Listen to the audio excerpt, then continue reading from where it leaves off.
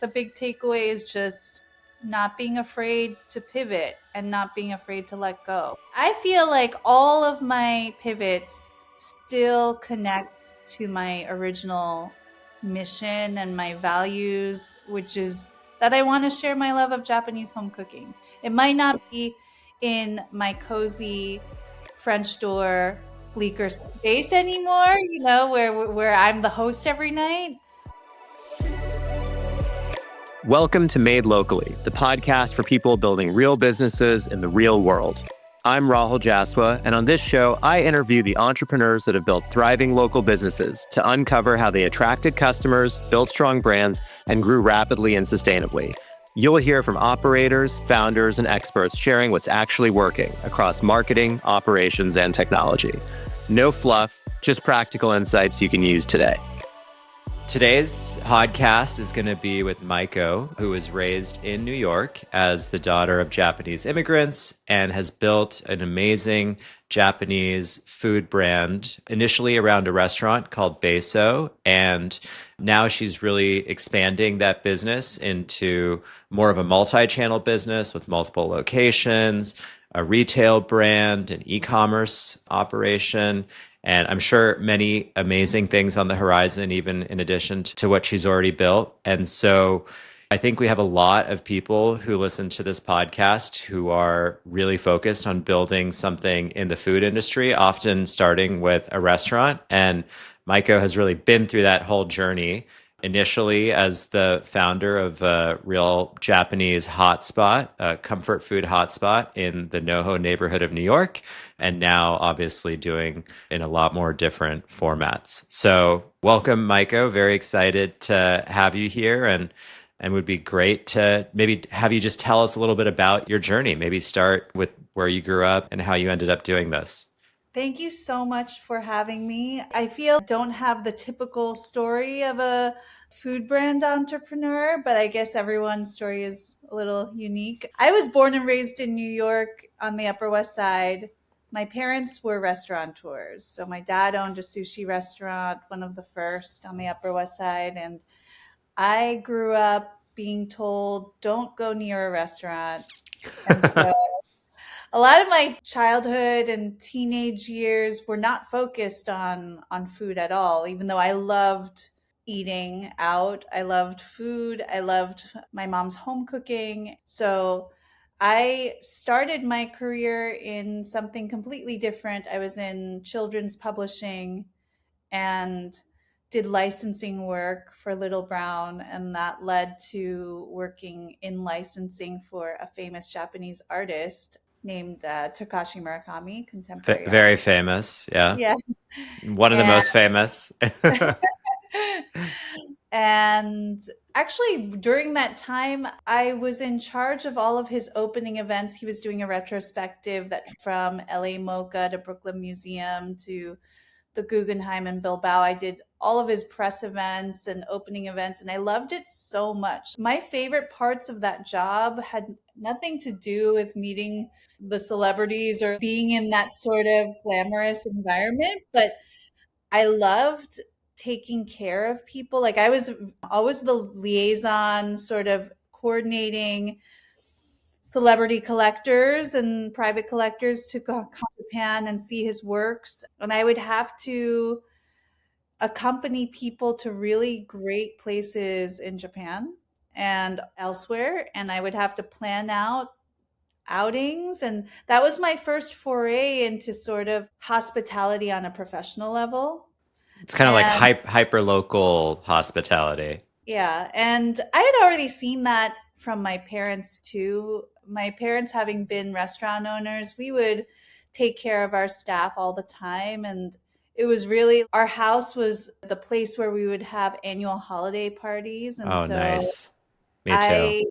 I yeah. So I would see my parents hosting all the time, and it's something I loved and really like carried in me for a long time. And after I left Murakami, I started to work in restaurants. I was, you know what? I think I actually secretly love the restaurant world and that whole atmosphere. And so I started working at a neighborhood restaurant called Momoya, which still around, and it's in Chelsea. But then went on to work for Thompson Hotels and Danielle Boulud, and even did real estate for a year, working with one of the minority owners of Ace Hotel and help find spaces for chefs and restaurateurs.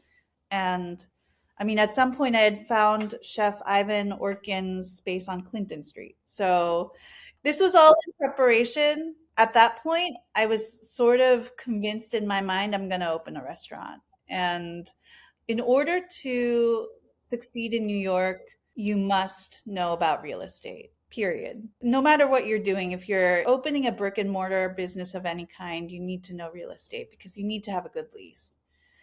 And I mean, this was a very far-fetched assignment sort of, but he was like, go learn about real estate. So I became a real estate salesperson for a year. Commissions, yeah, it was so brutal.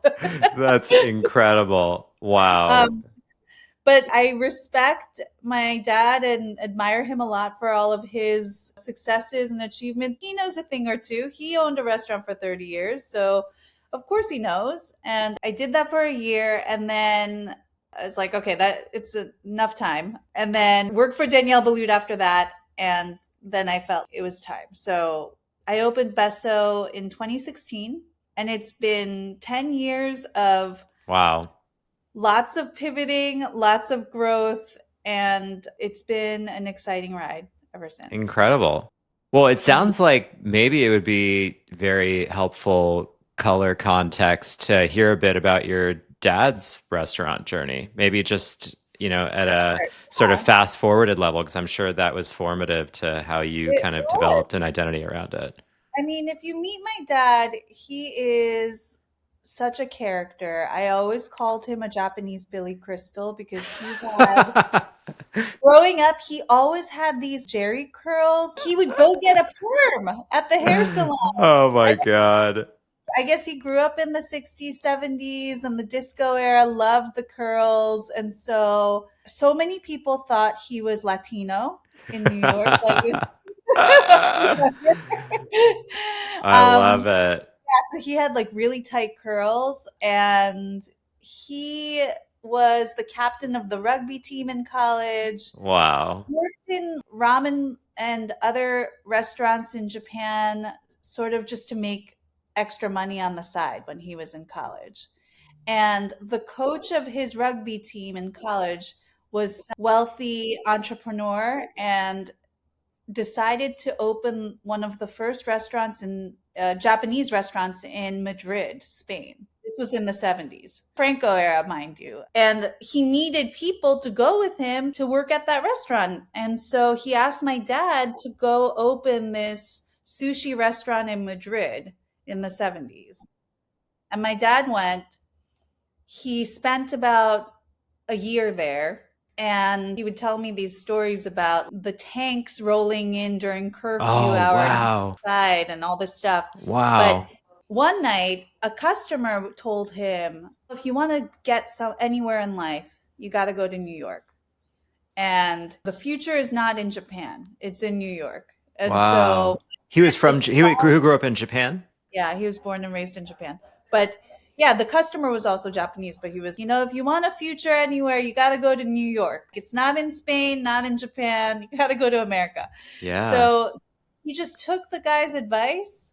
The guy knew someone in New York who owned a restaurant, gave him a number. And my dad always talks about how he had $300 in his pocket, a piece of paper with a number and a name and an address. And he went. And lo and behold, that restaurant was no longer hiring. They didn't have any, any positions open. But the place across the street has like an opening. And so his first job in New York was at a restaurant called Edo, EDO, like Edo period. And he worked there, saved money. And while he was working in New York for a couple years, he asked his family, his uncle, to find him a bride. and found my mother through like an arranged marriage, basically. Nice. By the way, this story is remarkably similar to my parents' story, by the way. My Is this like dad, all immigrant yeah, kids? it's honestly so eerily similar that I'm like, is there some conspiracy where they all got together and said, let me just recap some of the Yeah, really funny similarities. So number one is my dad came and his story is that he had $300 in his pocket. Exactly the number 300. Okay. this was the magic number. And I have many friends who are also first generation US. Their parents immigrated, and always the number is like about 300. So that I find very suspicious. And then the Yeah. second thing is that my dad moved to the US and he started working and apprenticing and stuff like that. And then he basically went back to India and was like, I got to get married, met somebody, and then he and my mom came right back. And again, like basically an arranged marriage. So far these are tracking very parallel. I mean, now my dad has lived here longer than he's been in Japan. Same So, with my parents. Yeah. yeah. But yeah, he had a restaurant on Columbus Avenue and between 69th and 70th for almost 30 years. Wow. And it was a sushi restaurant? It was a sushi restaurant called Rikyu. Yeah. Rikyu. Cool. Yes. Amazing. Yeah. Did you grow up having to like work in the restaurant or anything like that? I wouldn't call it working. It would just be like take your daughter to work day and like the annual Columbus Avenue festivals. I would go and help. And I remember I was in charge of the tempura ice cream. I'd have to like Nice. wrap all the balls of ice cream in bread. And That's cool. That's yeah. cool. I got a taste of being in the restaurant world through those times, and also just having the restaurant crew at our house every year. It was just so fun. I've never felt that sort of family out atmosphere outside of my own family more than in a restaurant group setting. So I remember just feeling so nostalgic for that sense of family throughout my 20s, and especially after doing some high profile jobs with an artist and doing other things. I was, you know what? I actually just want to be in a restaurant. Yeah. Cool.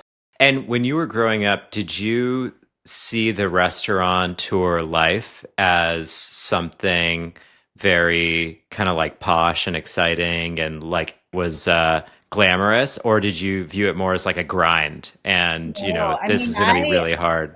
no. I hardly remember my dad He was looking at working my all the calendar. time. Yeah, he was working all the time. I remember doing some sort of speech at school that was dedicated to my dad, and it was about how I only knew the back of my dad's head because I only saw him leaving the That's house. really sad. It was so It's really sad, but also tracking parallel. My dad was working very hard and was an entrepreneur, similarly, and it was, especially before he retired, it was hard to get much time with him. But I do think there's something about seeing someone build something where you're like, oh wow, this is something that can be done. At least for me, you're sort of like, yeah. wow, this is possible. He basically discouraged me from going into the restaurant world for the longest time. The restaurant's no place for women. You're never going to be able to have a family. You're never going to be able to have a personal life. And I went against all of his advice. Yeah. Yeah, my dad's version of this was you should be a lawyer. You don't need to be an entrepreneur. You could just, you're born in the US, speak native English, well educated thanks to me. Like you should basically just go be a lawyer and that'll be a very clear, low risk, high earning career. And I don't know. It wasn't interesting, but it's funny. It's funny how people do that. I think when I was in my 20s and early 30s, I was really trying to take a lot of advice from my dad, who had already, walked down the path of entrepreneurship. And I just need to listen to him. And I've had Bessou now for 10 years. But the longer I have this business, I realize what worked for him doesn't work for me now. And there's been so many lessons along the way. I love my dad, and he's such an inspiration. And he and my mom are two big reasons that I've entered into this world. So, into this world of restaurant tourship. So Amazing. Okay, so maybe give us a little bit of the story of you've done all these things. You've worked with an artist, you've worked with Balloon, you've worked in real estate, you have done a lot of different stuff. You worked with Thompson, you've kind of done all these different things. And you'd said you started to kind of cultivate this deep feeling that you were destined to start something. And what was the inflection point? Like, what was the moment at which you said, okay, great, I'm going to do this. I'm going to take the leap. And what catalyzed that? I don't want to sound too woo-woo, but there are just certain signs from the universe I receive that I just feel, universe, give me a sign. Give me some sign that this is the right path. And something always appears for me. I feel like the universe listens. And for me, the moment when I was, can you please give me a sign that this is the right path, that I should open a restaurant, was when I was already kind of mentally preparing to go into business on my own and working at Thompson Hotels as a freelancer at that point, trying to save money, trying to build out a business plan. And I hadn't found a space yet, but through real estate too, I knew that I needed to find the right space. Like it needed to feel good. In New York, there are so many doomed spaces. Like, I mean, it doesn't matter who goes in, like a certain corner on the Bowery, for example, will always be empty. Yeah. And I don't know what it is. It's like the traffic patterns and whatnot. Like, I don't know what it is. But one night, I was trying to go out to my favorite restaurant in NoHo called Bianca. It was a neighborhood Italian restaurant, cash only, and great pastas and little small dishes. And it was always so busy. And when I got there, it was shuttered and closed. And I couldn't believe it. But a few days later, my former coworker from the real estate business, Cameron, called me up and was, I have a client, who is a Japanese lady who owns a building in NoHo, who's about to sign this tenant, but she has a really bad feeling about this guy, and she would actually prefer an Asian concept to go in her building. She actually would love to have like a Japanese restaurant because she's Japanese. And it would be great if it were a woman. Do you know someone like that? And I'm No like, way. He didn't know that you yeah, like were that's me. intent. Wow. Oh, she had no, he hadn't Okay, been I'm keeping starting in to feel a touch. little woo-woo, So woo-woo I was like, supernatural signs from the world. yeah, I Yeah. was like, Cameron, let's do it. And it Oh my turned out to God. be the Bianca space that I absolutely love. Why did it close? And, there were all these reasons, but I knew at that moment that I was going to open a space on 5 Bleecker Street in NoHo because that was the place I celebrated birthdays, date night, everything imaginable from post workout friend get togethers to like special occasions. And I knew how special that space was. It used to be, I think it was a gallery that Wow, housed cool. I didn't Basquiat's know works. that. Amazing. Yeah. That space has a really long history of tenants who are there for a long time. Like Bianca Wow. was there for 12 years, and before that, there was a restaurant for 10 years. So I Wow. just had a good Amazing. feeling about it. Okay. Awesome. And before that friend of yours had said that this landlord was looking for someone with an Asian concept, had you already committed to Japanese comfort food, or did that idea kind of take shape because that was what they were looking for? I am one of those people who have so many ideas on the You back actually need burner. someone else to Like make a I decision. Yeah. actually, when I was looking for a space or started to formulate a business plan, I was thinking more of a completely different idea. I Oh, wanted okay. to open up a That would be Japanese cool. deli. Maybe next. I grew up on the Upper West Side, love Zabar's, and I love any food shop, right? So, but Zabar's had a special place for me, and thought like one day I would love to have sort of like a Japanese eataly. And that was what I was thinking about, but I really didn't know how I would achieve that. But when I found out that the former Bianca space was available, I knew that place could not be a deli. Like it was such an intimate space. It had French doors. It had really old oak wood, floors. So I need to make this a sit down restaurant. And so that's what I did. And I mean, even in that, in the other business plans and ideas, I always thought that Japanese comfort food or home style food would play a large part. So this idea and this opportunity kind of fell into your lap and things were starting to take shape. One of the things that I noticed when I was researching is that a lot of what you've put out there and what's out there about Bessou, even the restaurant before, it's very polished. If you look at the branding, like it looks extremely polished. If you look at the reviews that you're getting in Time Out New York, they're kind of glowing and very polished. And the food photos are very, everything is just very polished. And so I guess I was wondering, like, is that something that you invested in a lot in the very beginning, or was it sort of more scrappy in the beginning and then over time, you kind of added some more professionalization to the way that you look to the outside world? That's so flattering that you say that it looks polished, because from the inside, we were just some scrap people, like just Yeah. figuring things out as we went along. I mean, because it was my first time owning a business, Yeah. I was scared out of my mind. New York is one of those places where it's like the world Yeah. stage from day one. And I think that one thing for sure for about me is that I've always been sort of fearless. Like if I believe in something, I will go for it. And that's always been on my side, even though also ignorance is bliss. What you don't know is sort of your superpower too, because you don't know how hard things are, right? So I opened the restaurant not really knowing anything. Also, I didn't have a PR firm initially to help me with marketing or PR. And I thought I could just kind of quietly be on Bleecker Street for a little Mm-hmm. bit while we figured stuff out, because we didn't Yeah. know what we were doing initially. But actually, in the first week that we were open, we Wow. got a write up Cool. in like Tasting Table, which at the time it was a big thing. And then within like a month, I was getting a call from Tea Magazine.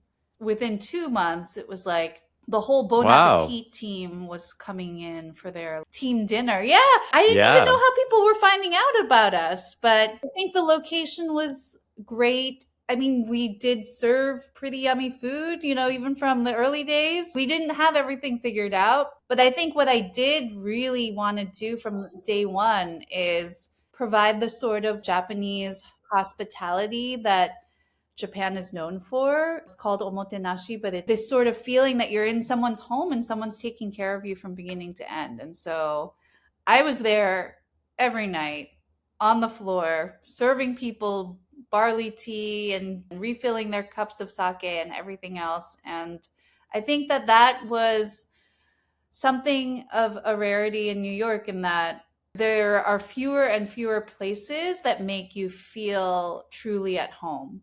And I think that that was the special feeling you got when you went to Besso, I think. I remember growing up and there were so many restaurants that where it really has that sort of Cheers vibe where people knew your name and they knew your order.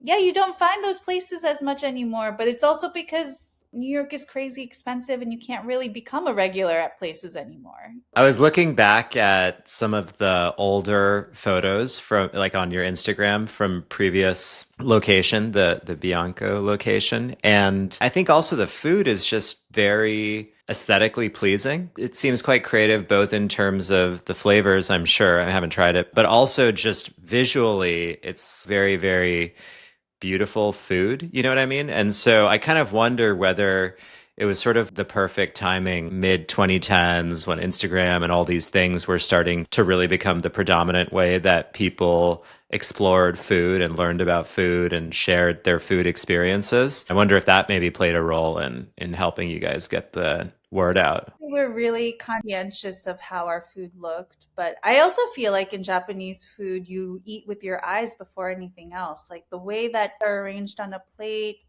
the way that a leaf is flanking the plate of some kind of raw fish dish, or the way that even paper is folded under fried items. There's a sort of beauty to the organic shapes of food, and I love thinking about that. I love making food like that. And I have the art background. I also have sort of a more fine dining background, having worked at with Danielle And my opening chef was also someone who I had met in the Danielle Boulud group. So the two of us were very conscientious of sort of the beauty of plating and making sure that the dishes were homey in taste, but really beautiful. Murakami painting. They have the pinks and the vibrant green jalapenos and the jammy eggs. I'm just like, oh, this kind of looks almost an illustration. Really cool. Okay, awesome. And then you kind of had this, I mean, at least based on what I saw online, it kind of had this hard moment where you had to basically switch locations because you couldn't come to terms with the landlord on renewing the lease. And so maybe tell us about that. I mean, the pandemic changed everything for me and for so many other people. But most other restaurants, we received a rent break during the pandemic. We got a heavily discounted rate. And then when the city started coming back alive, they not only wanted to jump to the current year on the lease, but they wanted to make back what they had discounted me. And I was I'm a like, restaurant. I Yeah. can't do that. Not a stockbroker. Yeah.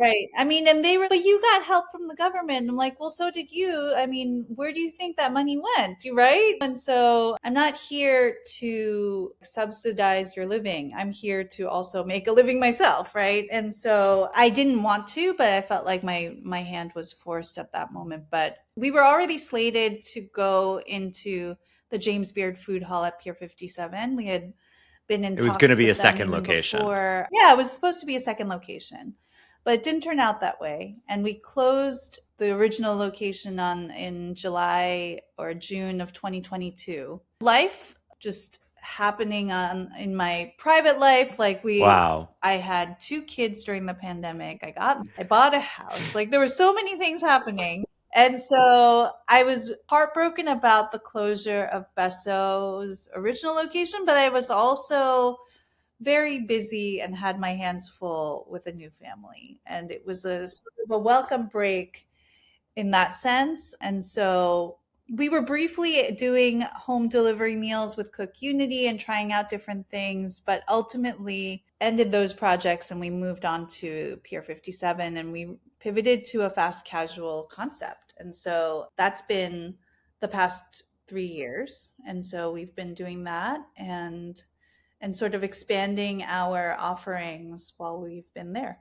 So changing the menu and the style of food, was that kind of a similar thing to the first location where you sort of said, hey, this location warrants this kind of a food experience?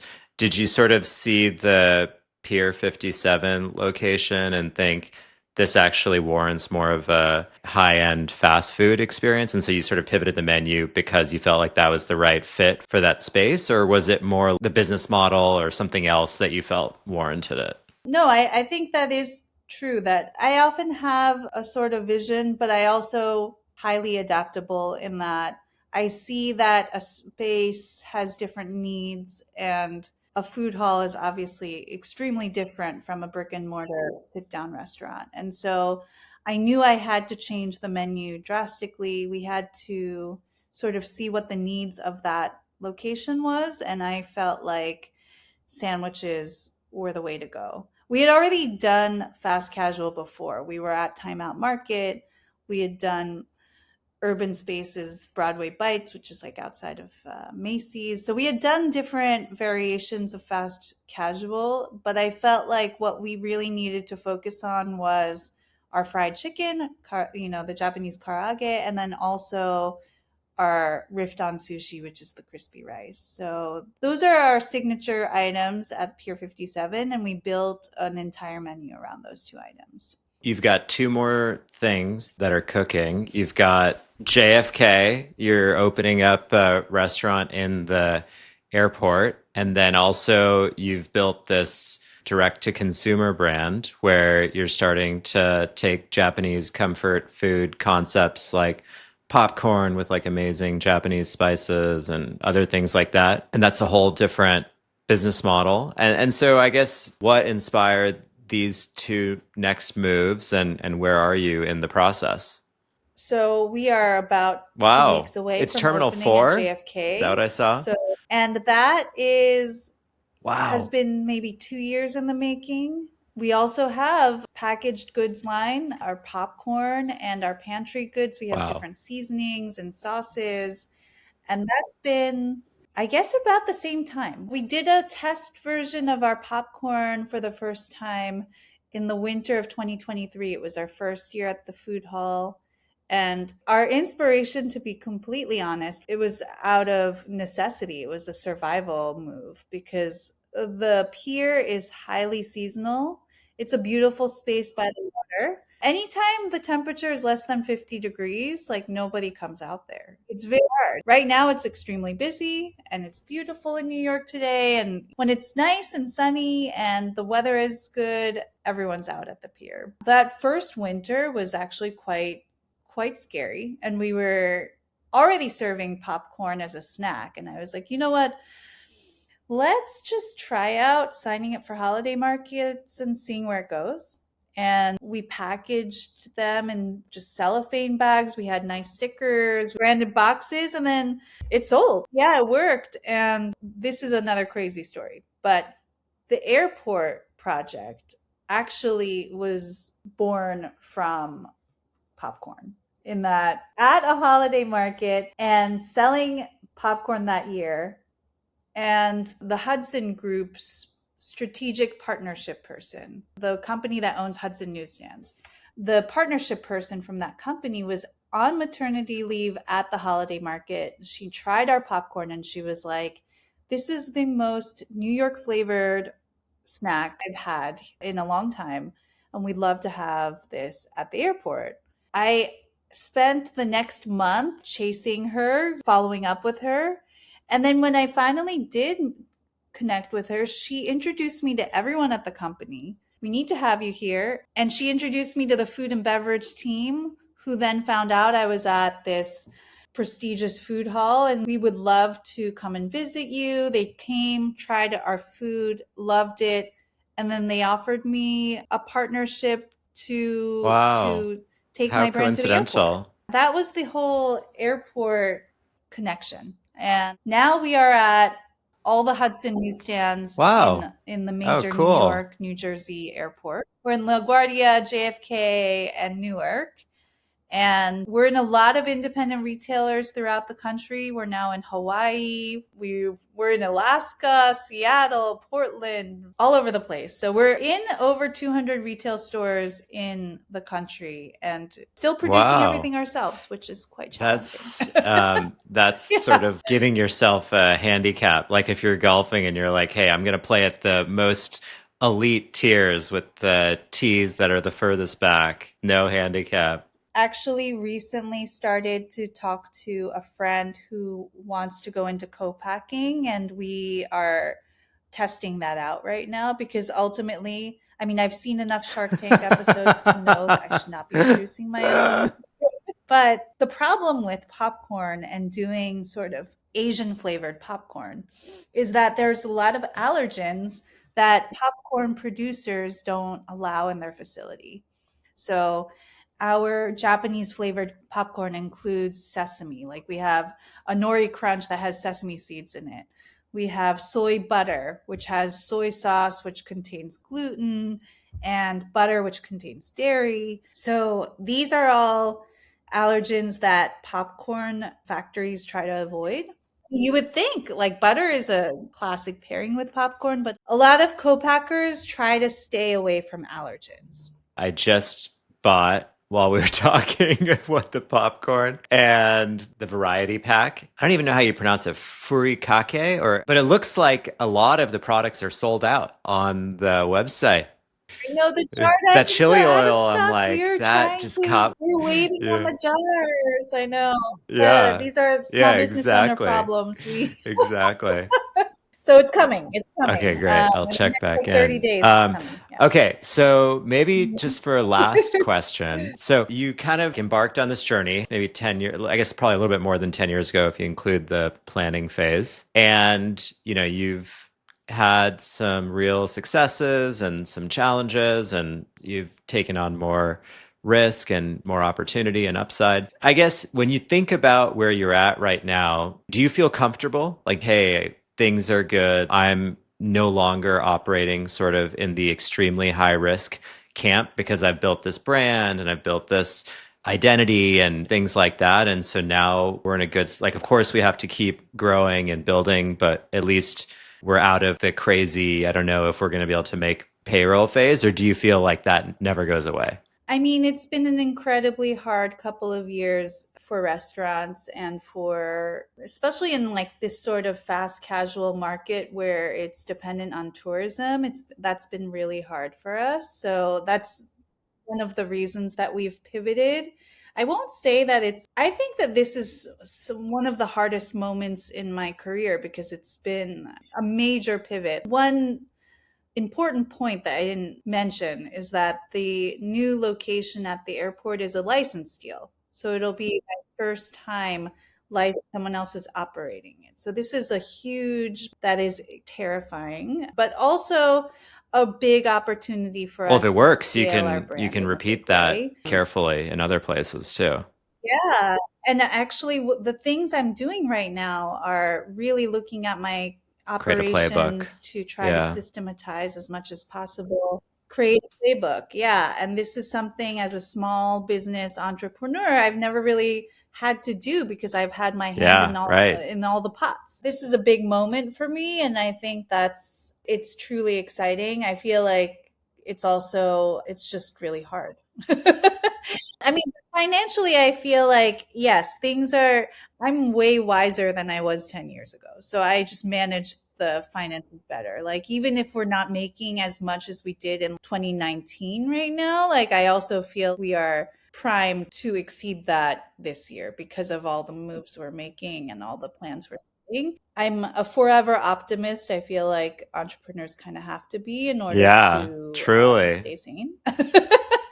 Let's keep on pivoting. This is Yeah, not a failure. exactly. This is just a This is life just data. lesson. And Yeah. let's just, but I do feel all of the pivots and all of the changes I've made to the business over the years has only improved the brand and improved at least my leadership. Like I feel like I am so much more knowledgeable and patient with myself, others, and with the business. And so I think that will be good in the long run. Okay, great. Last question. So, I think you had described this experience of during the holidays growing up, hosting with your parents, all of the staff of the hotel, and creating this almost community that was sort of a second family type vibe, and how that was one of the things you really felt nostalgic for being outside of the food industry in the early part of your career. So now you have this restaurant, presumably you have a lot of people who work there and staff, things like that. And so what are some of the ways that you've tried to recreate perhaps that type of tight-knit community that your parents had built with their restaurant? How are you doing that now? How are you kind of bringing that and applying that into the way you operate today? I mean, modern times are so different than before. My dad had a small restaurant, but he had like 40 employees and 9 employees and a lot of Sure. time. And, times are so different. But I will say, for example, we use Slack. We have a channel called Good News. And Wow. so whenever there's some good news, either personal, Oh, that's cool. professional, I we like share the that. good news. I'm a graduate of the Goldman Sachs 10,000 Small Businesses Wow, program, cool. and that was life changing. And we started the day, every I love class, that. sharing good news. And that was the refreshing sort of perspective because everyone's so Sure. used to sharing bad Anything you news. turn on the Like, news and it's all bad news. you turn Yeah. on the news and everything. And I think that we're sort of overwhelmed by all the bad news in the world right now. I just want to hear about good news. And I want to hear about my coworkers' good news. We work together longer. We're together longer than we are with our families some weeks. And if I don't know anything about them, that's kind of weird. So I try to sort of encourage sharing good news. We celebrate birthdays. We recently did a group dinner and sort of to thank everyone for all their hard work. And we try to do little things here and there just to make sure that it's not just about working hard. Let's just celebrate being on this team together. So try to do those little things. Being a small business where we don't have ton of benefits and things, just try to be as accommodating as possible. I think it's like seeing the human side of things. People have situations all the time. We have to be understanding. And so it's a work in Cool. progress. We Amazing. do what we can. Amazing. Well, thank you so much. I really Yeah. appreciate the time. So, yeah, I think there's a ton to learn here, a lot of incredible scenarios and things you had to navigate through and risks that you had to take. And I think it's really cool. The big takeaway is just not being afraid to pivot and not being afraid to let go. Because it's like, I feel like all of my pivots still connect to my original mission and my values, which is that I want to share my love of Japanese home cooking. It might not be in my cozy French door, bleaker space anymore, where I'm the host every night, but maybe someone who passes through JFK Terminal 4 in 2 weeks might feel like, oh, this is like the rare place that makes me feel a little more comfortable. And you can try out a rice ball for the first time too. And hopefully we can do that on a larger scale now. Yeah, absolutely. Well, thank you so much. Really appreciate the time. Have a great weekend, and we'll talk to you soon. Thank you so much. Thanks for having me. Thanks for listening to Made Locally. If you found this useful, share it with another business owner who's in the trenches like you. Make sure you're subscribed so you don't miss the next episode. And if something stood out, I'd love to read your comments. See you in the next episode.